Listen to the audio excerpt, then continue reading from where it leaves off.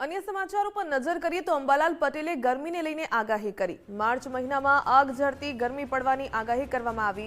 રાજ્યમાં આગામી 48 કલાકમાં હવામાનમાં પલટો જોવા મળશે।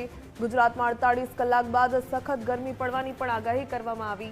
માર્ચ મહિનામાં 42 થી 44 ડિગ્રી ગરમી પડશે। રાજ્યમાં હવામાનને લઈને હવામાન શાસ્ત્રી અંબાલાલ પટેલે આગાહી કરી। માર્ચ મહિનામાં જ આગ ઝરતી ગરમી માટે થઈ જાવ તૈયાર। રાજ્યમાં આગામી 48 કલાકમાં હવામાનમાં પલટો આવશે। હમણાં 48 કલાકમાં જ હવામાનમાં પલટો આવશે, એટલે કે વાદળવાયું નહીં પણ સખ્ત ગરમી પડવાની શક્યતા રહેશે। અને આ માર્ચ માસ આમે આગ વખતે ગરમીનો તો રહેશે। લગભગ તારીખ 10ની આસપાસ 125 વૃક્ષો પાવાની શક્યતા રહેશે। ત્યારે દેશના ઉત્તરીય પર્વતીય પ્રદેશોનું અને ગુજરાતના હવામાનમાં પલટો આવશે। ખાસ કરીને હવામાનમાં પલટા અંગે જોઈએ તો તારીખ 10થી 12, 10 પછી અને 15 તારીખ પછી હવામાનમાં પલટા આવવાની શક્યતા રહેશે।